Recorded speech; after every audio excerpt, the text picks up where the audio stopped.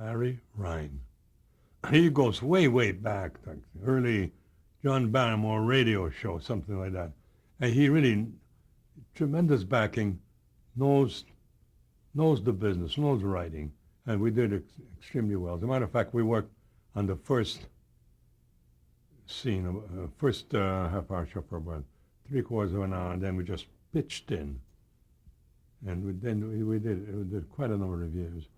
He was very good, and in addition to everything else, he's one of the most brilliant one-line writers. I can't remember any of them, but he is very funny. How long had that show been on the air before you arrived? About 5.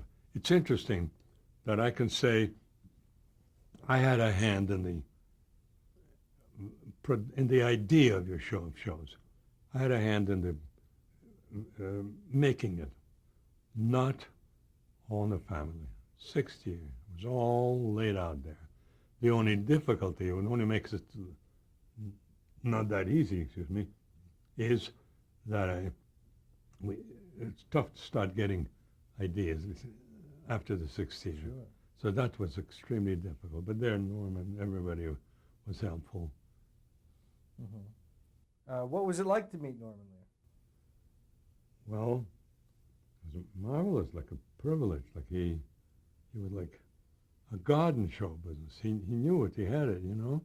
And at that time when All in the Family was on, there were 5 or 6, I think, other shows of his. Mm-hmm. The Jeffersons and so on.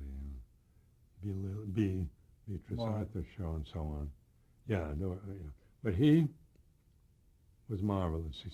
He had to juggle all these shows, and he seemed to remember every story conference. First of all, it began usually with an idea given to him through Mort Lachman. And then we would have a story conference on the idea. He would say what's good, what's bad. He'd listen, and then he'd suddenly pick up the mic and just ad-lib for a half hour, dialogue and everything else, you know. But even then, it was permissible to change it after he was through, you know. So did Mort Lachman bring you over from Bob Hope to All in the Family? They must have had, yeah. Well, I know exactly what happened there. Not quite Bob. No. This was this. I decided that's a show I'd like to work for. So I wrote a letter to my agent, and he was to write the letter to Norman Lear.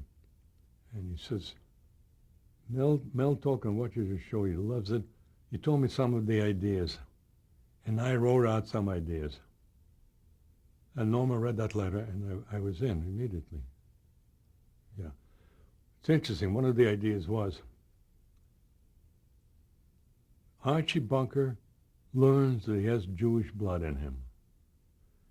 And another one, or a kind of A and B, he discovered he has some black blood in him. I thought I was so proud to put it down. After a few months on the show, I asked Norman, what about the idea suggested about Archie being Jewish or black? He said, I'd be used for $1 million. It's one of the most common ideas sent in from outside, you know. It's funny, and the lawyers say, don't do that, because you'll be sued by people. It was my idea, you know. What was the atmosphere like on that show? Was that a happy place to work? Good enough. I wondered, will such an idea be accepted or not? You waited or something like that. It was just hard work. That's, I think, what happened there, it can be explained by any other show. The problems, hoping they'll do better, hoping that your show will do well or whatever and all that stuff. You're hoping that your show will do one. We'll get the Emmy or whatever, and you know. Although we got a humanitas out of All in the Family, so which is, by the way, just what explained what made Archie Bunker Archie Bunker. There were 2 sons, depression.